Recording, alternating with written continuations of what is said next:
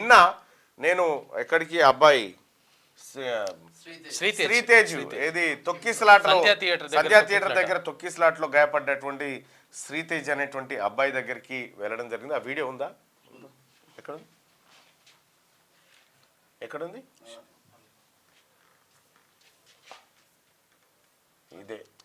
ఇదే నేను నిన్న అబ్బాయిని పరామర్శించి వాళ్ళ తల్లిదండ్రులను కూడా ఆ తండ్రిని పరామర్శించడం జరిగింది. హాస్పిటల్కి వెళ్ళిన పాపం చిన్న పాప ఉంది, ఈమెనే ఆ పాప. కానీ ఆ శ్రీతేజ్ పరిస్థితి ఇంకా ఆందోళనకరంగానే ఉంది. నేను డాక్టర్లని పదే అడిగినా మీరేమైనా ఈ టైం వరకు మేము దీన్ని చేయగలుగుతాం అనేటువంటి ఏమైనా భరోసా ఇస్తారంటే లేదు సార్ ఇది. ఎందుకంటే అబ్బాయి పైన బలంగా కాళ్ళు పెట్టిరు, తలపైన తొక్కిరు కాబట్టి బ్రెయిన్కి ఆక్సిజన్ అందలేదంట. బ్రెయిన్కి ఆక్సిజన్ అందకపోయేసరికి బ్రెయిన్ చాలా వరకు దెబ్బతిన్నదట. సో అబ్బాయి కోలుకుంటాడంటే 90% మేమైతే చెప్పలేము సార్, కానీ ఇక అదృష్టం అనేటువంటి మాట చెప్తా ఉన్నారు. బాబు మాత్రం కొద్దిగా కదిలినట్టు చేస్తూ ఉన్నాడు కానీ అసలు కాన్షియస్లో లేడు, ఏమీ లేదు బాబు. నాకు తెలిసినంత వరకు అయితే కేవలం ఇప్పుడు హాస్పిటల్లో ఏదో డబ్బులు కడతా ఉన్నారు, వాళ్ళు వీళ్ళు ప్రభుత్వం వీళ్ళు కడతా ఉన్నారు కాబట్టి ఆ కార్యక్రమాన్ని కొనసాగిస్తున్నట్టు అనిపిస్తూ ఉంది. కానీ ఇంకా ఏమీ నాకైతే హోప్స్ కనిపించడం లేదు అప్పుడు చూసినటువంటి పరిస్థితి. మరి అది ఎట్లా జరిగింది ఏం కథ అనేది సరే చూద్దాం అది. కానీ మొత్తానికి నిన్న పోయినటువంటి పరిస్థితుల్లో వాళ్ళ తండ్రి కూడా అంటే మెంటల్గా వాళ్ళందరినీ కూడా ఒక రకమైన ఫిక్స్ చేసినట్టుగానే కనిపిస్తూ ఉంది. పోయి నేను వాళ్ళని పరామర్శించినప్పుడు చాలా అత్యంత బాధాకరమైనటువంటి విషయం. అటు తల్లి పోయింది, ఇటు కొడుకు పరిస్థితి అగమ్య గోచరంగా ఉంది. పాపం వాళ్ళ బిడ్డనేమో అమ్మ ఊరికి పోయిందని చెప్తా ఉంది, అమ్మ ఊరికి పోయిందని బిడ్డ చెప్తా ఉంది ఈయన తండ్రి.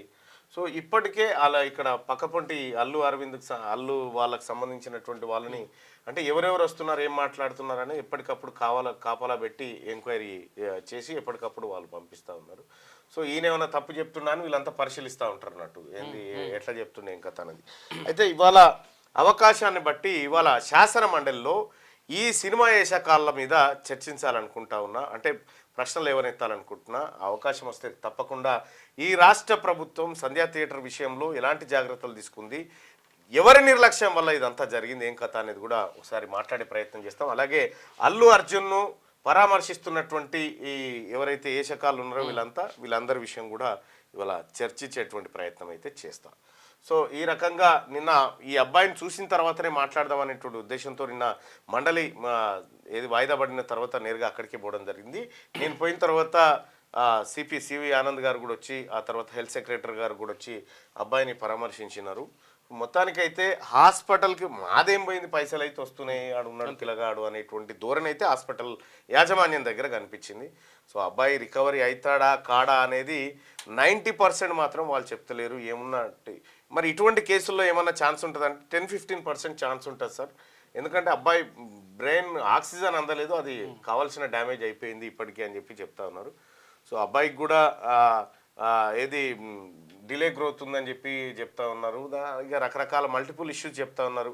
మిగతా ఆర్గాన్స్ ఓకే బాగానే ఉన్నాయి కానీ ఒక బ్రెయిన్ మాత్రం అసలైన బ్రెయిన్కే అదే ఇంపార్టెంట్ కదా, ఇబ్బంది అయింది అనేటువంటి మాట చెప్తా ఉన్నారు. సరే ఏదేమైనప్పటికీ కూడా ఆ అబ్బాయి కోలుకోవాలనే కోరుకుందాం. అయితే ఇప్పటి వరకు కొంతమంది సినీ నటులు వచ్చి చూసిపోయారట, జగపతి బాబు వాళ్ళు వీళ్ళు ఒక 5-6 వచ్చి చూసిపోయినారట, మేమున్నామని చెప్పి చెప్తా ఉన్నారట. అయితే నిన్న నేను హాస్పిటల్లో మాట్లాడుతూ ఉంటే పాపం ఆ పిల్లగానోళ్ళ తండ్రి ఏమంటున్నాడంటే అంతా వాళ్ళే చూసుకుంటున్నారు సినిమా వాళ్ళు అనుకుంటారు, కాదు ప్రభుత్వం కడుతుందన్న విషయం నిన్న సివి ఆనంద్ గారు వచ్చి చెప్పేదాకా తెలియదు. ఓకే ప్రభుత్వమే బిల్స్ అన్ని ప్రభుత్వమే పే చేస్తుందన్న విషయాన్ని సివి ఆనంద్ గారు వచ్చేది చెప్పేదాకా కూడా నాకు కూడా తెలియదు. వాళ్ళు నన్ను రాంగ్ గైడ్ చేసిరు వాళ్ళు. ఓకే సో ఇట్లా ఇది జరుగుతూ ఉంది. అయితే అల్లు అర్జున్ను ఎందుకు బయట ఉంచాలి, అల్లు అర్జున్ బెయిల్ ఎందుకు క్యాన్సిల్ చేయకూడదు అనేటువంటి వాదన బలంగా ప్రజల నుంచి వస్తున్నటువంటి నేపథ్యంలో పోలీసులు డివిజన్ బెంచ్కు పోయేటువంటి ఆలోచన చేస్తున్నట్టుగా తెలుస్తూ ఉంది.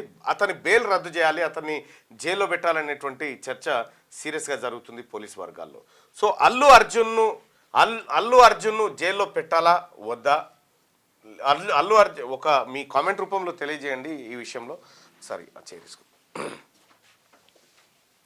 317 స్కూల్ అసిస్టెంట్ ఓకే మాట్లాడదాం, ఒక్క నిమిషం ఆగురి. రైట్.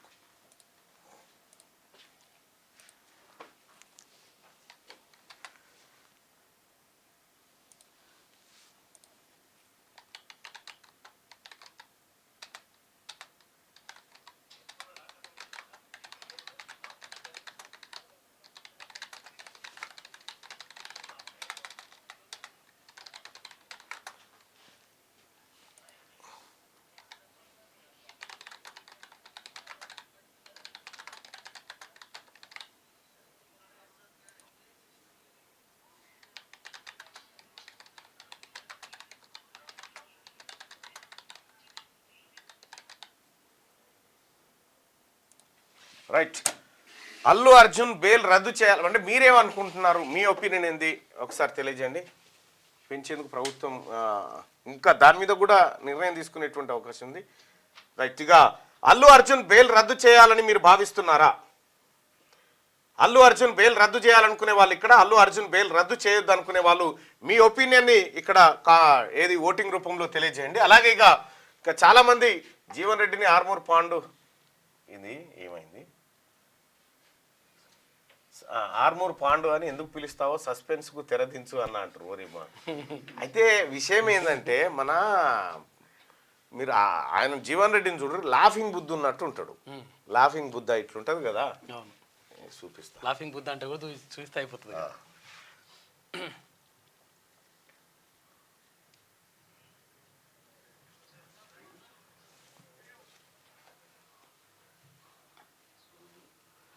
ఇదే